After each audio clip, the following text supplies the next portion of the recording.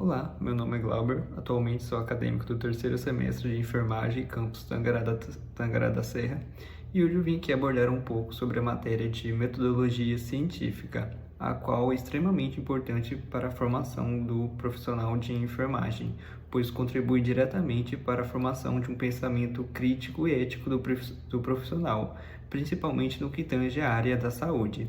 Então vamos abordar aqui alguns dos tipos de conhecimentos. Bom, o primeiro tipo de conhecimento que nós vamos abordar é o conhecimento empírico. E o que seria o conhecimento empírico? Ele é o tipo de conhecimento que a gente conhece por senso comum. É aquele tipo de conhecimento que nós vamos adquirindo ao longo da vida, no nosso dia a dia, pode ser transpassado de gerações em gerações ou a nossa própria percepção de mundo. A gente costuma chamar esse tipo de conhecimento assistemático, porque ele não segue um padrão de metodologia rigoroso para a sua formação.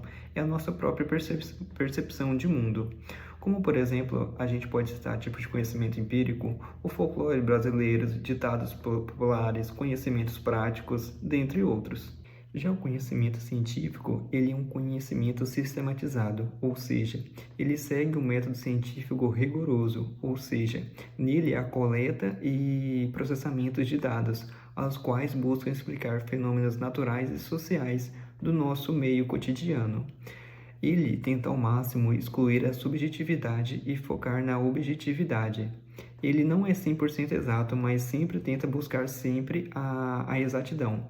Como tipo de produto do conhecimento científico, a gente pode citar descobertas científicas, físicas e biológicas. O conhecimento filosófico, ele é um tipo de conhecimento que vai além do senso comum. Ele busca entender a realidade através de um pensamento abstrato e racional, sempre tentando entender o padrão comportamental humano desde o nosso nascimento até a nossa morte, através de padrões que não podem ser diretamente observados ou mensurados. Ele busca sempre questionar-se a si próprio para entender questões de como funciona a mente humana e também o universo ao nosso redor. O conhecimento teológico ele é baseado em doutrinas religiosas e revelações divinas. Ele é transmitido através dos séculos e séculos por meio de textos sagrados e tradições. Ele é um tipo de conhecimento que a gente costuma chamar de acrítico, ou seja, ele é absoluto e inquestionável pelos seus seguidores.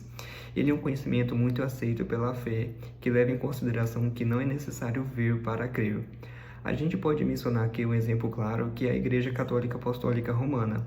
Como texto sagrado, eles têm a Bíblia, que surgiu lá desde os primórdios, e até hoje ela reside aí como fonte de dados. Ela é inquestionável e absoluta pelos seus seguidores.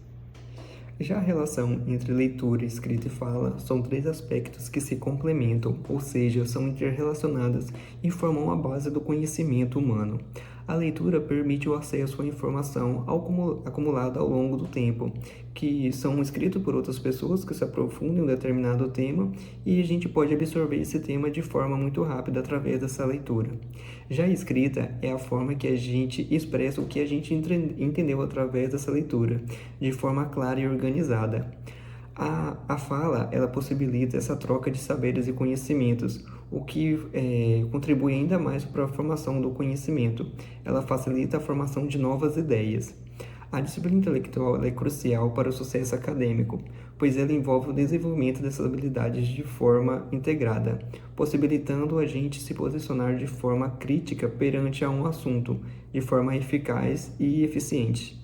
Agora vamos entender o que é uma pesquisa e por que fazê-la. A pesquisa é um processo sistematizado de investigação que busca entender um determinado problema ou se aprofundar-se em um determinado assunto. E por que fazer uma pesquisa? A pesquisa é importante para gerar novos conhecimentos que têm o intuito de entender determinados fenômenos que circundam em nosso meio. É a partir dela que são geradas novas tecnologias e a solução de problemas.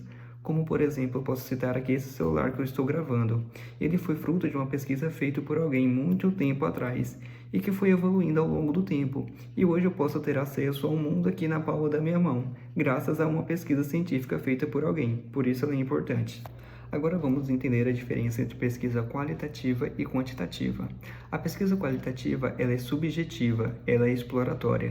Ela busca entender opiniões e comportamentos através de dados não estatísticos, ou seja, leituras. Já a pesquisa quantitativa, ela é objetiva, ela busca entender um determinado aspecto através de dados estatísticos, ou seja, números. Já a pesquisa mista é a mistura entre qualitativa e quantitativa, o que a gente costuma chamar de pesquisa quali-quantitativa. Agora vamos entender o que é uma pesquisa bibliográfica, etnográfica e estudo de caso. A pesquisa bibliográfica baseia-se em estudos de conteúdos já produzidos por outras pessoas, como artigos e livros, ou seja, não é de autoria própria. Já a pesquisa etnográfica é a observação e imersão do próprio pesquisador diante de uma comunidade ou cultura. É observar os comportamentos e os padrões comportamentais dessa comunidade a partir dos próprios integrantes. O estudo de caso ele é baseado em pegar um caso específico ou poucos casos e aprofundar nele, utilizando várias fontes de informação para complementar esse estudo. Agora vamos abordar quais são os elementos pré-textuais de um trabalho de conclusão de curso e também quais contém em um resumo. Bom, primeiramente, nos elementos pré-textuais deve conter a capa, a folha de rosto, a ficha catalográfica, que ela serve como identificação desse trabalho quando ele é postado em uma biblioteca, a facilitar a identificação e a busca desse trabalho posteriormente.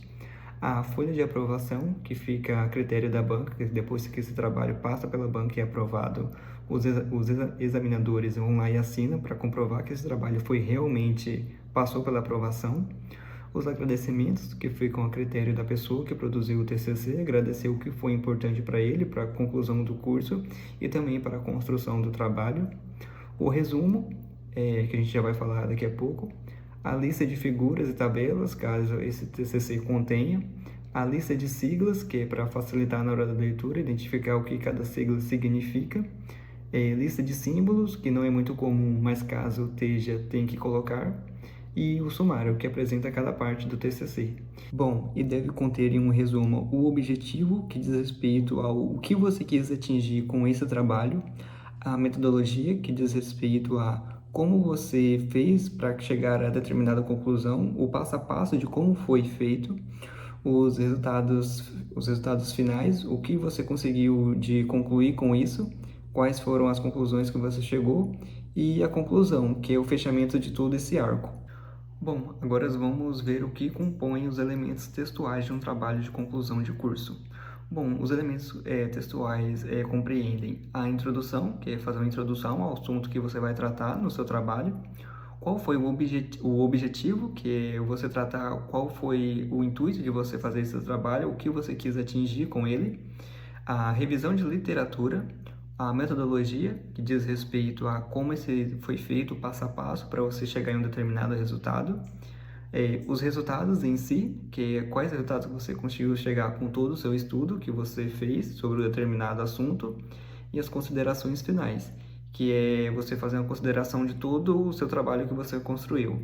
E deve ser de autoria do própria pessoa que construiu o TCC. Ela não pode conter partes de outra pessoa, síntese de outros autores.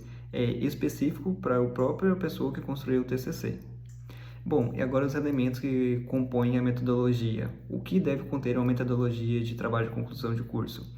Deve conter a área de estudo, onde esse estudo foi feito, com quem foi feito, o tipo de estudo, se foi um estudo quantitativo, qualitativo ou se foi quali-quantitativo, a análise de dados, os procedimentos de coleta, como foi feito, como os dados coletados foram armazenados, se foi de forma escrita ou se foi em forma de vídeo ou áudio, e a população que serviu de amostra para a construção do seu trabalho. Agora vamos ver quais são os elementos pós-textuais e qual a diferença entre anexo e apêndice. Bom, como os elementos pós-textuais, a gente pode citar os três principais, que são a referência, o apêndice e o anexo.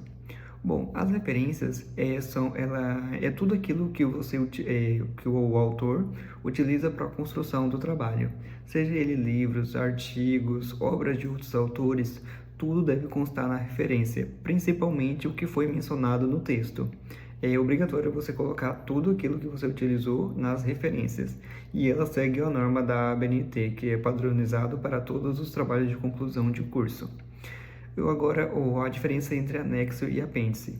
O apêndice, ela serve para colocar materiais que são de autoria do próprio autor, que foi ele que produziu, como, por exemplo, questionários, formulários, coletas de dados, tudo aquilo que o autor produziu, que é de autoria dele mesmo, deve ser colocado no apêndice. Já o anexo é utilizado para colocar materiais que não são de autoria da pessoa que construiu o TCC, que sim de terceiros, como, por exemplo, os documentos, gráficos, mapas, tudo aquilo que não foi produzido pelo autor, mas que ele utilizou para facilitar a compreensão do trabalho, deve ser colocado no anexo e não no apêndice. Então é isso que diferencia os dois. No apêndice é apenas coisas que o autor produziu e no anexo é coisas que ele não produziu, de outros autores, de terceiros. Agora, um problema de pesquisa que eu julgo importante na minha área. Eu, particularmente, acho muito interessante a área da oncologia e me aprofundaria especificamente na questão de por que a gente tem um número tão alarmante de surgimento de novos casos de câncer na sociedade? O que está acontecendo? Essas pessoas não estão sabendo o que causa o câncer ou elas sabem e continuam mesmo assim fazendo? Eu levo isso em consideração porque eu li um artigo do próprio Instituto Nacional do Câncer, que é o INCA. Eles fizeram uma estimativa do triênio de 2023 a 2025 que estimulava que entre esses 3 anos surgiriam aproximadamente 704 mil novos casos de câncer no Brasil, ou seja, é um número muito grande. Então, o que está acontecendo com essa população? Por que está surgindo tantas pessoas com câncer? É a desinformação? É o descuidado das pessoas? Não pratica atividade física? Não se alimenta direito? O que está acontecendo com essa população? Então, essa era uma área que eu gostaria muito de me aprofundar. E eu acho que provavelmente vai ser o meu tema de TCC, porque eu quero entender o que está acontecendo com essa população, entender e tentar dar uma solução para isso. Bom, qual foi a minha experiência com a leitura e análise do CC? Bom, eu gostei muito da experiência, achei muito benéfica para minha formação acadêmica. Achei super interessante entender o que cada parte do TCC representa, qual a sua funcionalidade e contribuição para o trabalho.